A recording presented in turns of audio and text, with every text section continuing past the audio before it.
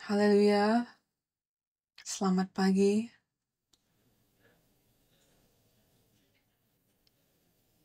Saya sangat terberkati untuk dapat hadir di sini dan saya mau terlebih dahulu memberi ucapan syukur kepada Allah Bapa dan karena hari Tuhan yang kudus ini, karena ini adalah hari ulang tahun ke-25 gereja kami, jadi kiranya semua kemuliaan diberikan kepada Allah Bapa saja yang di surga. Terima kasih kepada Pendeta Samuel karena telah memberikan saya kesempatan untuk berbicara hari ini. Terima kasih untuk semua hamba gereja ini yang telah bekerja dengan keras. Apakah kalian semua terberkati? Selama 3 hari ini kami sungguh-sungguh telah terberkati ya. Mereka telah memberikan kami makanan, mereka telah memberikan kami firman Allah, mereka telah melayani kami, dan apalagi yang dapat kita minta. Saya rasa 3 hari ini, saya merasa saya seperti di surga. Yang kita lakukan adalah makan, makanan rohani dan makanan fisik. Dan puji Tuhan, ini seperti surga kan? Jadi hari ini kita akan merayakan hari ulang tahun ke-25 Gereja Sion. Dan Allah Bapa kita telah menabiskan gereja ini sebelum dunia bahkan dijadikan. Dan 25 tahun yang lalu, dia mendirikan gerejanya ini di sini, di Singapura. Dan setiap gereja yang sejati didirikan atas darah Yesus Kristus. Dan setiap gereja yang sejati juga didirikan dari darah, keringat, dan air mata, serta doa-doa dari banyak orang dan pengorbanan mereka. Mereka telah mengorbankan diri mereka, waktu mereka, uang mereka, usaha mereka, tenaga mereka, demi mendirikan gereja Allah. Dan gereja Sion juga demikian. 25 tahun yang lalu, Pendeta Abraham Park memiliki visi untuk mendirikan banyak gereja di seluruh dunia. Dan dia tidak ingin mendirikan bangunan yang hanya memiliki salib di atasnya. Itu yang banyak orang kira adalah gereja kan, sebuah bangunan yang ada salib. Tapi bukan seperti itu. Dia mau mendirikan gereja yang akan memberitakan firman Tuhan yang benar, rumah Allah yang sesungguhnya, di mana dan saya percaya itulah gereja Sion. Dan dia mempersiapkan ini semua karena dia tahu bahwa sebuah masa kegelapan akan datang dan akan ada banyak jiwa-jiwa yang berkeliaran di dalam kegelapan dan akan mencari terang kebenarannya, itu Yesus Kristus. Dan gereja Sion adalah tempat seperti itu. Betapa mulianya gereja ini yang telah didirikan oleh Bapa kita dengan tangannya sendiri. Gereja Sion adalah gereja yang indah. Lihatlah sekelilingmu. Lihatlah tempat ini. Tapi ini bukan gereja yang besar, ya kan? Ini bukan gereja yang besar menurut standar dunia, ya kan? Tetapi saya sangat kagum karena ini dapat terkelompok sebagai suatu gereja yang kecil kan. Tetapi pekerjaan penebusan yang dilakukan gereja ini sangat besar. Sangat-sangat besar dalam skala. Lihatlah pekerjaannya. Lihatlah, di ruangan ini ada lebih dari 20 bangsa yang hadir. Jadi, saya sangat bahagia untuk dapat menjadi bagian dari ini, untuk dapat menyaksikan ini, dan saya yakin Bapak kita yang di surga juga bahagia dengan apa yang dihasilkan gereja ini. Hasil yang dibuat oleh gereja Sion dalam pekerjaan penebusan sangat besar, tapi saya yakin bahwa akan ada bahwa hasil yang akan datang akan lebih besar lagi. Saya yakin akan hal ini. Dan kalian semua yang berkumpul, yang mewakili bangsa kalian, kalianlah yang akan membuat efek riak itu. Karena ketika kalian kembali ke bangsa kalian, kalian akan membawa firman ini dan kalian akan menggandakan pekerjaan penebusan ini. Kalian telah dipilih Allah. Jadi tolong percayalah bahwa 3 hari ini adalah waktu Allah di mana Allah memanggil kalian dan mengisi kalian dengan firman-Nya, dan sekarang Ia mau mengutus kalian untuk kembali supaya kalian bisa membagikan firman ini. Amin. Jadi saya mau bertepuk tangan untuk Gereja Sion, untuk semua pekerjaan yang telah kalian lakukan selama 25 tahun ini. Tapi kita bukan merayakan pekerjaan manusia. Kita sedang merayakan pekerjaan Bapa kami, Bapa kita. Karena kalau kita berlandas kepada sesama manusia, maka hanya akan ada pemecahan, pertempuran. Tetapi kalau Bapa yang bekerja, maka buah yang baik akan muncul. Jadi saya percaya bahwa gereja ini adalah sebuah buah dan adalah sebuah pekerjaan dari Bapa kita yang di surga. Jadi hari ini saya mau bagi suatu pesan, suatu khotbah dengan judul Bait Suci Yehezkiel, Puncak Iman. Apa itu Bait Suci Yehezkiel? Kalau kita baca tentang Bait Suci Yehezkiel di dalam Yehezkiel 40 sampai 48, Tuhan tidak pernah memberitakan bait suci ini untuk dibangun. Dia menunjukkan penglihatan tentang bait suci itu kepada Yehezkiel, dan dia bilang kepada Yehezkiel untuk beritahu apa yang dia lihat dalam penglihatan itu kepada kaum Israel. Jadi kalau kita bandingkan penglihatan Yehezkiel kita bandingkan dengan penglihatan yang Yohanes terima di kitab Wahyu tentang Yerusalem baru, nah kalau kita bandingkan, keduanya sangat mirip.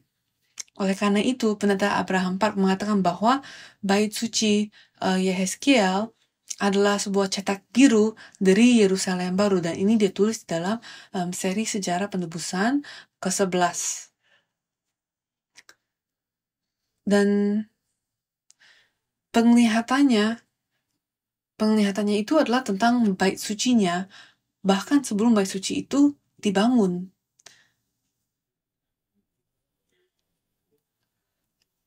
Keduanya itu, salah satu kemiripannya adalah bahwa keduanya terletak di puncak Gunung Sion, gunung rohani tertinggi, kan yang telah kita pelajari. Dan di Yehezkiel 40 ayat 2 dikatakan dalam penglihatan ilahi ke tanah Israel dan menempatkan aku di atas sebuah gunung yang tinggi sekali. Di atas itu di hadapanku ada yang menyerupai bentuk kota. Dan kita bandingkan dengan Wahyu 21 ayat 10 dikatakan, lalu di dalam roh ia membawa aku ke atas sebuah gunung yang besar lagi tinggi, dan ia menunjukkan kepadaku kota yang kudus itu, Yerusalem, turun dari surga, dari Allah. Dan Alkitab memberitahukan kepada kita bahwa Yerusalem baru itu adalah mempelai perempuan Kristus. Wahyu 21 ayat 10, di akhir ayat itu dikatakan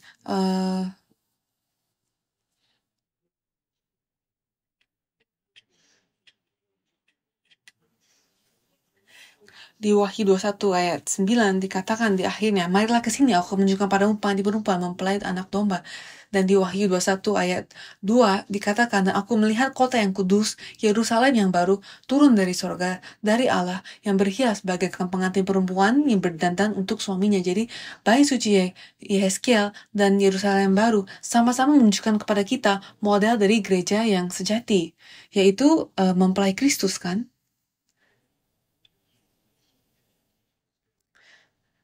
Apakah gereja adalah mempelai Kristus? Iya dan tidak. Karena kita harus perhatian. Kita harus perhatikan sungguh-sungguh.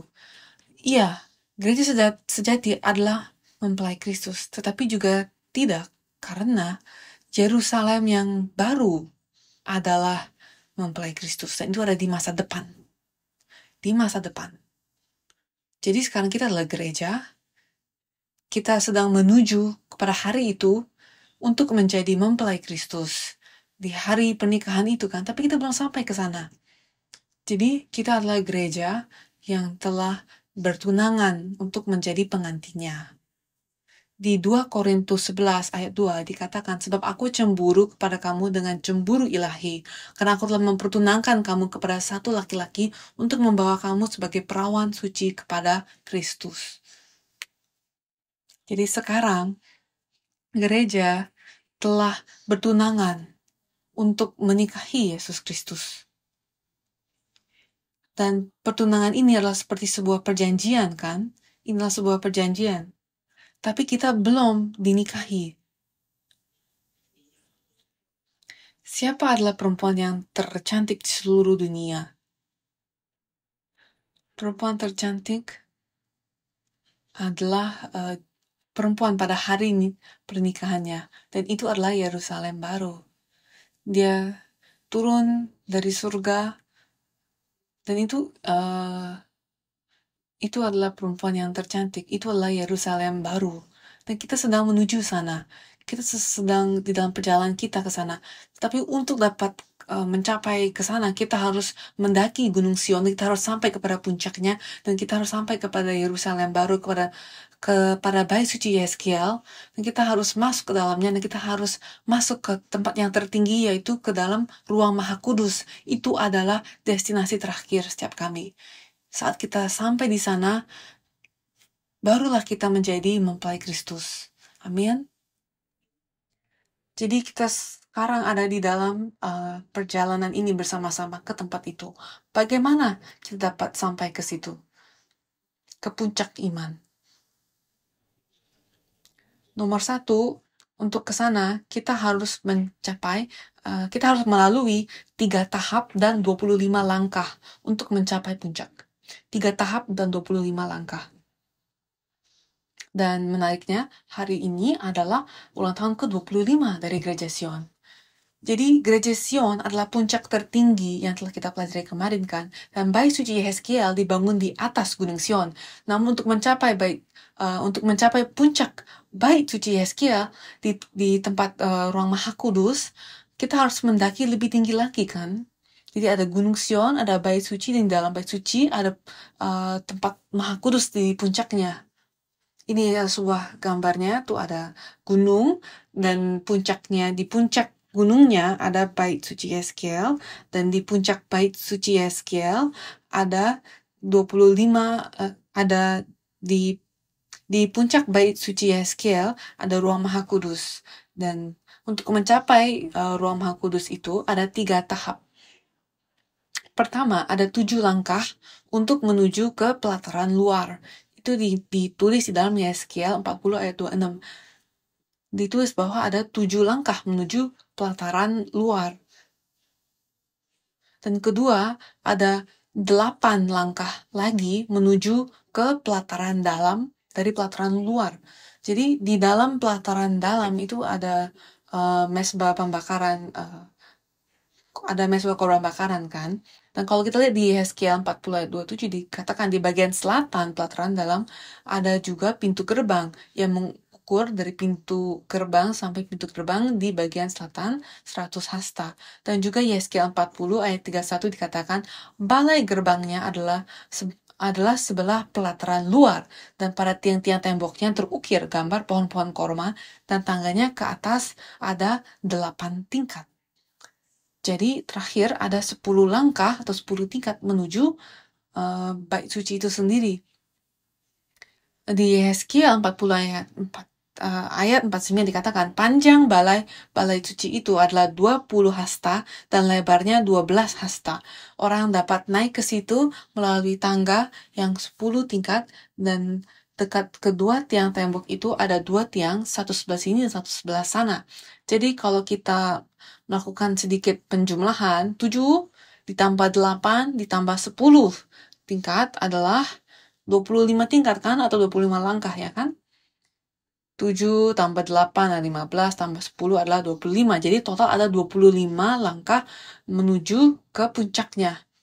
Jadi kalau kalian pikir Gunung Sion tinggi, itu belum puncaknya. Karena di atas Gunung Sion ada lagi bait suci, dan bait suci ada puncaknya lagi. Jadi poin nomor 2, apa makna sejarah penebusan dari 3 tahap dan 25 langkah?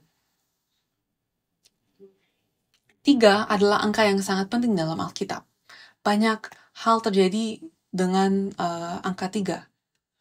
Sebagai contoh,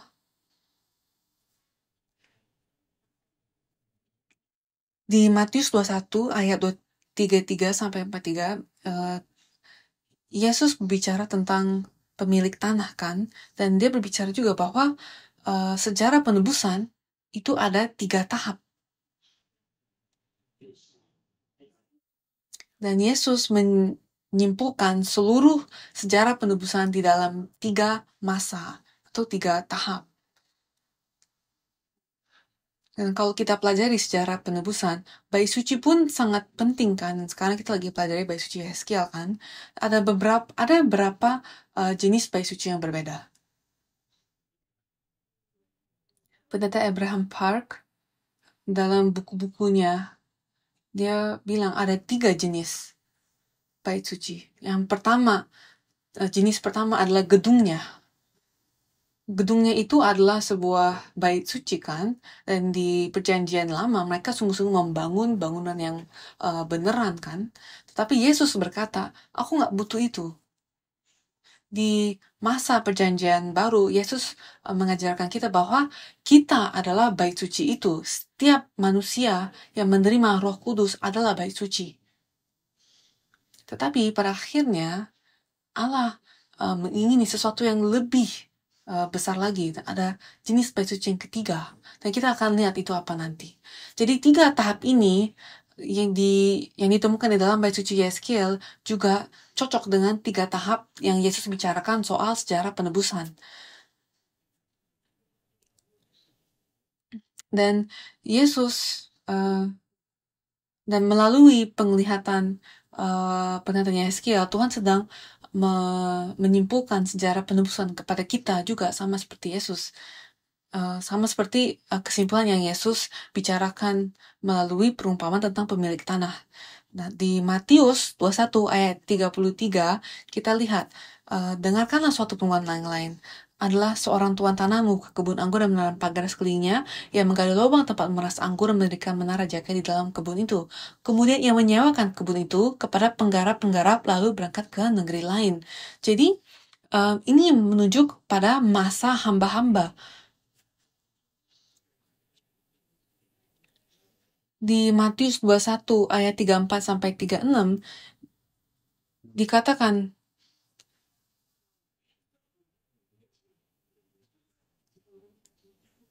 ketika hampir tiba musim petik, ia menyuruh hamba-hambanya kepada penggarap-penggarap itu untuk menerima hasil menjadi bagian. Tetapi penggarap-penggarap itu menangkap hamba-hambanya itu, mereka memukul yang seorang, membunuh yang lain, melempari lain pula dengan yang batu. Kemudian Tuhan itu menyuruh pula hamba-hamba yang lain, lebih banyak daripada yang semua, tetapi mereka pun diperlakukan sama seperti kawan-kawan mereka.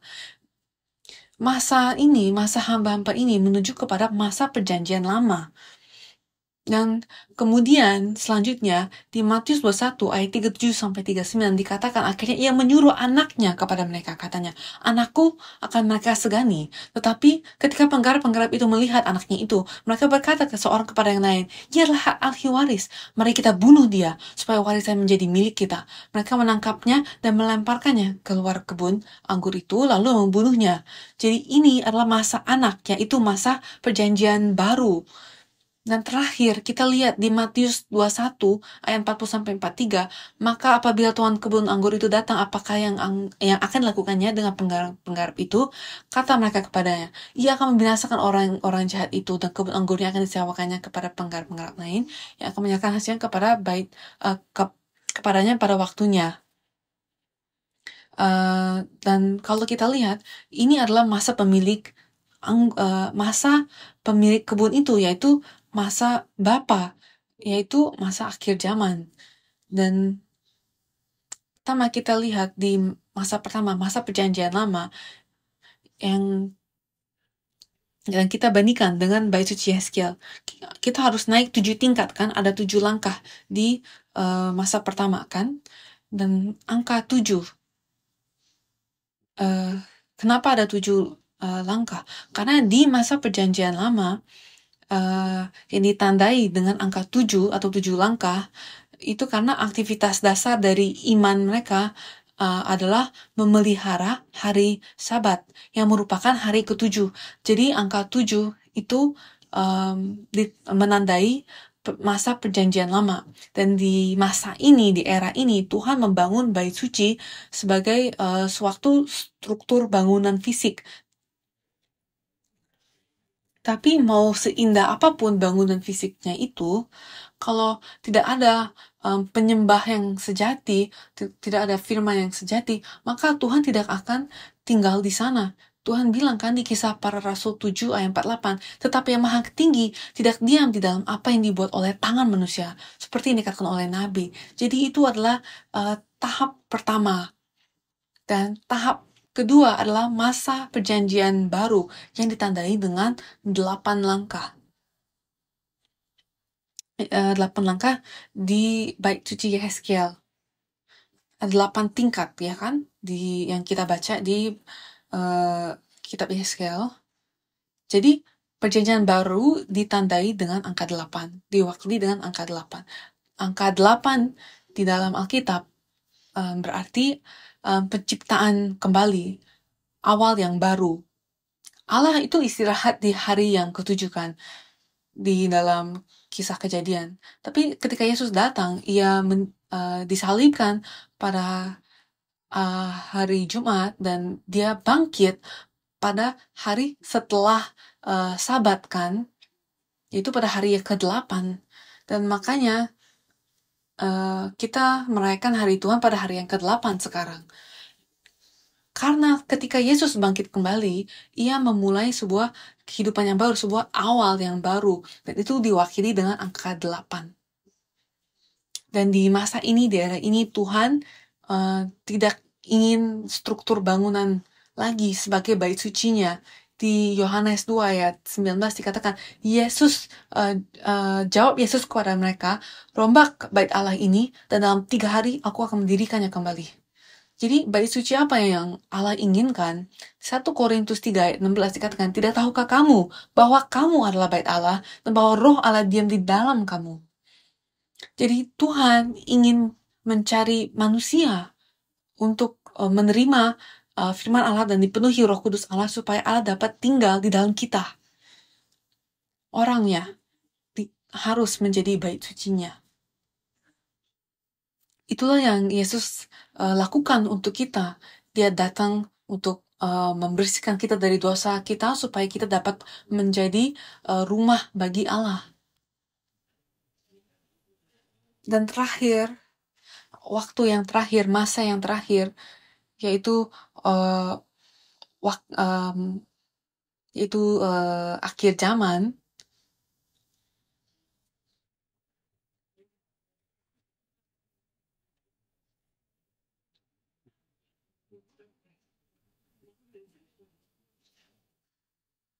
Masa akhir, ini adalah tahap ketiga.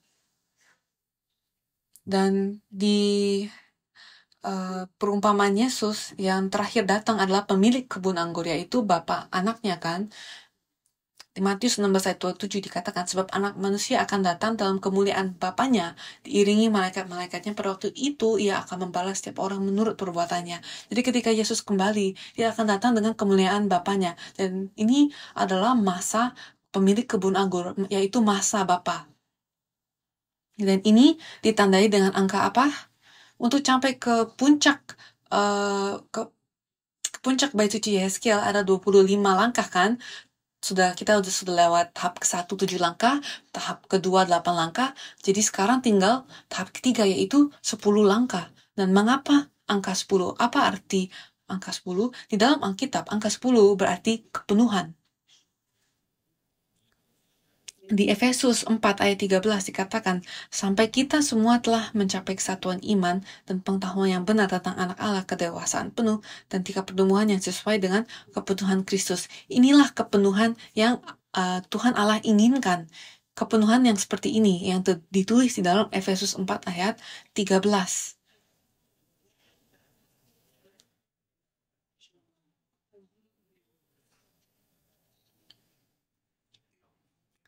Inilah tempat yang Tuhan ingin kita capai, puncak yang Tuhan ingin kita capai, suatu kesatuan iman dan pengetahuan yang benar tentang anak Allah. Maka dari itu kita harus terus mempelajari firman Allah. Pengetahuan kita akan firman Tuhan dan iman kita harus menjadi satu supaya kita dapat mencapai kedewasaan penuh dan tingkat pertumbuhan yang sesuai dengan kepenuhan Kristus. Jadi di masa ini, di era ini, Tuhan ingin kita menghasilkan buah. Ketika pemiliknya kembali, dia akan memberikan kebun anggurnya kepada para pekerja yang menghasilkan buah. Jadi kita sedang tinggal di masa ini sekarang. Berarti Tuhan ingin buah.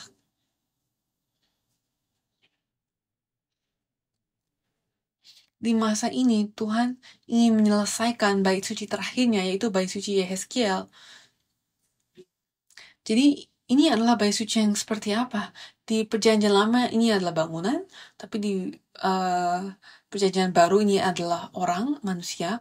Tetapi di masa akhir zaman, ini adalah seperti apa bait sucinya? Yerusalem baru mempelai Kristus.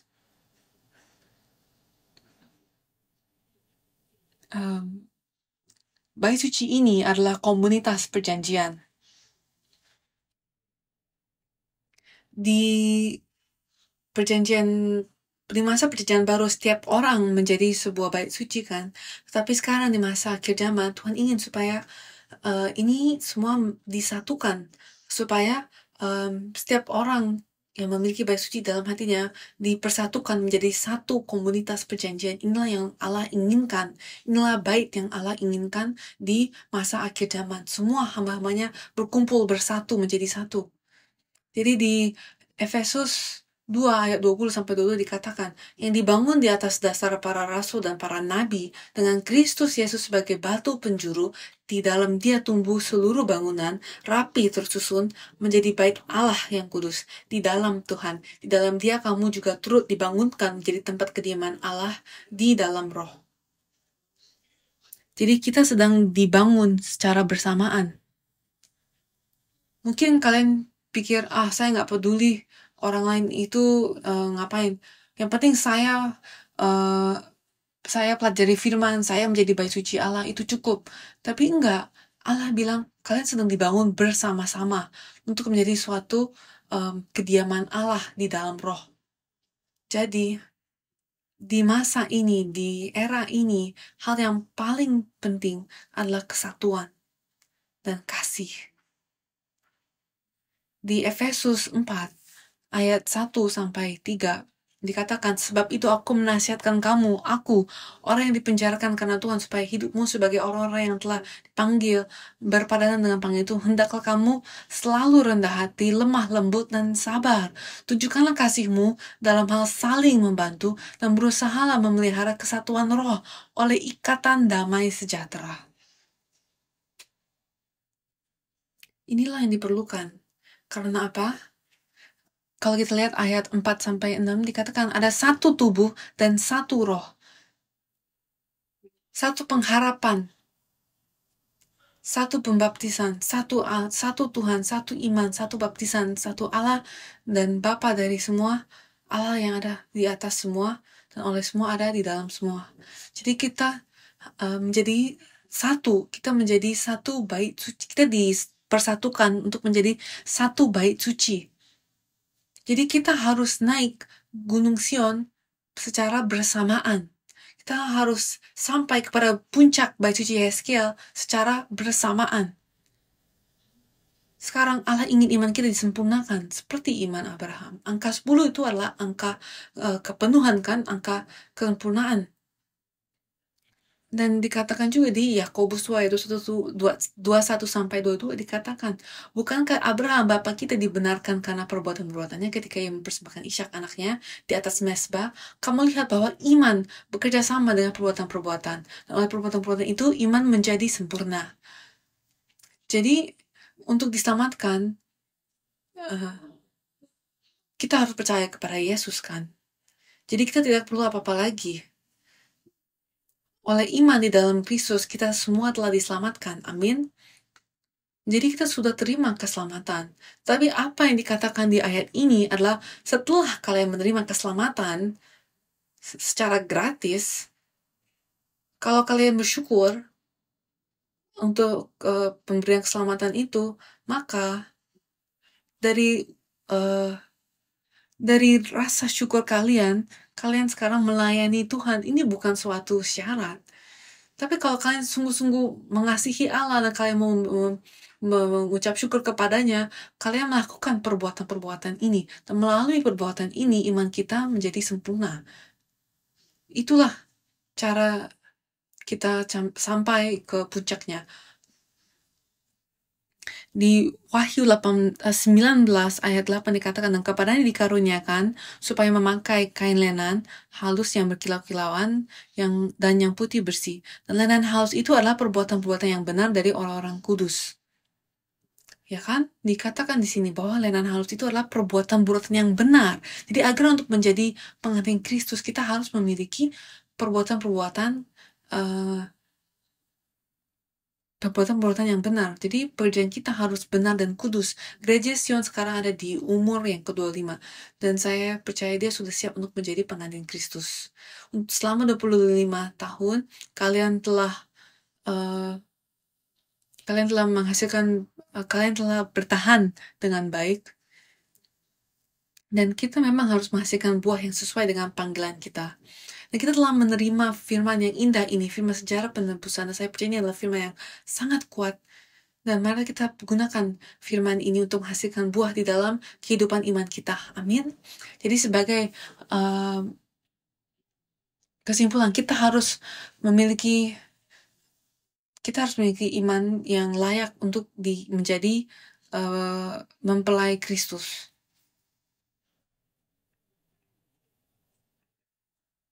Marilah kita menjadi gereja yang layak untuk disebut mempelai Kristus. Di Amsal 31 ayat 10 dikatakan, istri yang cakap siapa yang dapat mendapatkannya, ia lebih berharga daripada permata. Saya percaya ayat ini sedang berbicara soal pengantin Kristus, yaitu gereja. Sebagai contoh, pengantin seperti apa yang Yesus inginkan? Ayat 15 dikatakan, ia bangun kalau masih malam, lalu menyediakan makanan untuk seisi rumahnya, dan membagi-bagikan tugas kepada pelayan-pelayannya perempuan. Jadi Yesus mencari seorang pengantin yang akan memberi makan kepada orang umatnya pada waktu yang benar, dengan makanan yang benar. Lukas 12 ayat 40 mengatakan hal yang serupa. Jawab Tuhan, jadi siapakah pengurus rumah yang setia dan yang bijaksana yang akan diangkat oleh tuannya menjadi kepala atas semua hambanya untuk memberikan makanan kepada mereka pada waktunya? Jadi pada masa perjanjian lama, ada firman yang sesuai untuk masa perjanjian lama. Dan pada masa perjanjian baru, ada firman yang sesuai untuk itu. Dan pada masa akhir zaman ada firman yang sesuai juga, yaitu sejarah penebusan. Dan di Amsal 31 ayat 17 dikatakan, ia mengikat pinggangnya dengan kekuatan, ia menguatkan lengannya. Inilah perempuan yang Yesus sukai, perempuan yang kuat.